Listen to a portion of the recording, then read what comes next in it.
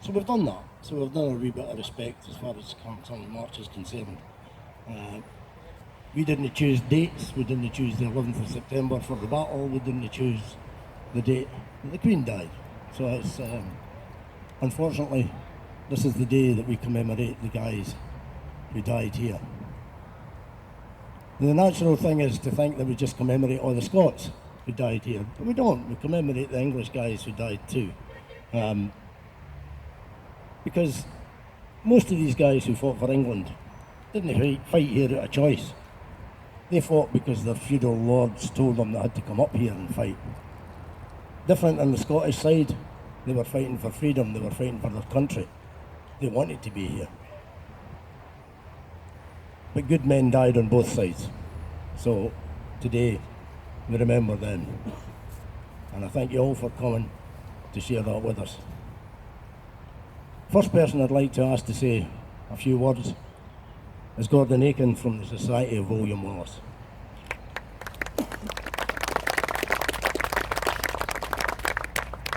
Thanks, Ted.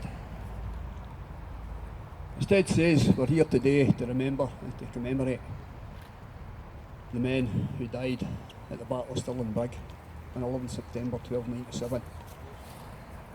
And of course, it fell under the command of William Wallace and Andrew Murray. Wallace's career up to that point had started off in Lanark, where he killed the sheriff in revenge for the slaying of his wife. He had been campaigning round about Ayr, up to Glasgow, all round about trying to rid the country of the English oppressor, as they were at that time. Andrew de Murray had been captured along with his father at the Battle of Dunbar in 1296, and he had been imprisoned in Chester Castle and managed to escape sometime through the winter of 1296-97, and he made his way back up to his homeland, up at Och, raised the standard of resistance.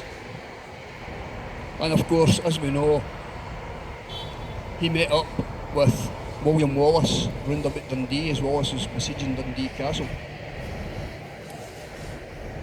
Going on by a timeline, I think the first person we don't really know a lot about Wallace. We don't know a lot of facts about Wallace. We don't have that information. What we do know, and what we have been told, we have got to say according to legend. Because the next person to come up and write about William Wallace was a minstrel called Blind Harry, who wrote an epic poem about the Wallace. And Harry, of course, this was about 120 years after Wallace's murder down in London. But Harry was the next person to step up to the plate to extol the virtues of William Wallace, his words and his deeds. And although we can take a few things that did happen from Blind Harry, a lot of it is bigging up Wallace, rightly so, and making him the hero above everybody else. I think if you actually read your way through Blind Harry, you'll notice when it comes to the Battle of Stirling Bridge, there's not a mention of Andrew de Murray. Not a single mention until the very end, when it says, on Wallace' side, no man was killed of note but Andrew Murray, a true-hearted Scot. And that is Harry's contribution to writing about and including Andrew de Murray in his epic poem. And to me, you know, that's all wrong. It should have been there. But one thing that we believe now is that over a couple of years before Stirling Bridge, when Wallace started out, he had one man along with him, and that was Sir John de Graham of Dundalk. We do not hear about Sir John de Graham fighting here at Stirling Bridge, but I find it inconceivable that somebody had been his right-hand man for at least 2 years, was a good friend, and had fought alongside Wallace in his skirmishes up to date. I find it extremely weird that no mention is made of this. And of course, Sir John de Graham went on to, he was killed at the Battle of Falkirk in July 1298. And I think going back to these days, it's what I like to think of as the golden age of Scottish heroes, because there were so many of them. You had Wallace, Andrew de Murray, John de Graham, Macduff of Fife, Sir John Stewart of Bonkell, who were all killed at the Battle of Falkirk.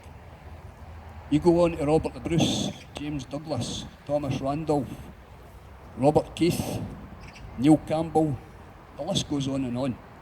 And it was a time when these guys knew what they were fighting for. They knew who they were fighting for, and they knew who they were fighting against. And it was an extraordinary time. Scottish history is sometimes a real mystery to me. And you read about things and you hear about things and you say, oh, I never knew that. But again, it's legend, it comes to you and it's passed down through the generations.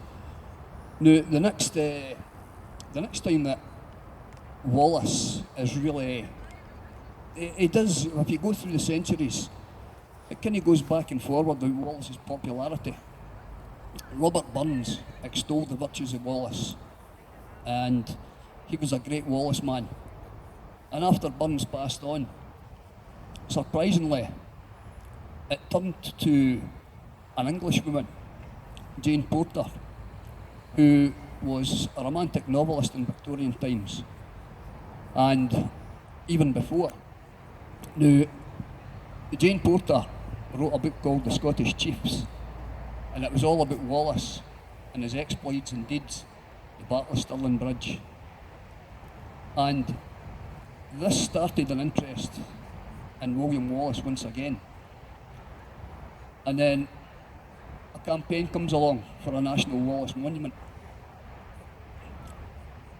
And this was successful. Everybody was clamouring for a national Wallace monument. And in 1861, almost 100,000 people gathered at the top of the Abbey Craig to witness the laying of the foundation stone. Not the opening of the monument, but the laying of the foundation stone. And this was at a time when the British Empire was at its height. You've got 100,000 people turning up to see a stone laid because it was for William Wallace. Great stuff. Now fast forward to today. Where are our leaders? Where are our Wallaces? Where are our Robert the Bruces? We're led by a Scottish Parliament. We're led by a government who are in power today, who should be doing, in my opinion, much, much more. Who should be standing up there, like Wallace, like de Murray, and like all these Scottish heroes so long ago. These people should be leading. Where is our William Wallace today? It's not me, it's not George, it's not any one person of you out there. The William Wallace of today are each and every one of us collectively. And together, as a people, we have the right to demand what we want for Scotland. Back in 1320 in the Declaration of Arbroath, it ends up by saying, as long as but 100 of us remain alive, never will we surrender to English domination. To me, that still rings true nowadays, but instead of English, we put the word Westminster. We are the people who can demand our right, our sovereign right, to take our country back into our control. And that's all I'm going to say about that. But I hope that when I pass on and my time comes, if somebody turns round at my funeral and says he was one of 100, that'll do for me. Thanks for listening. I'll bug you back.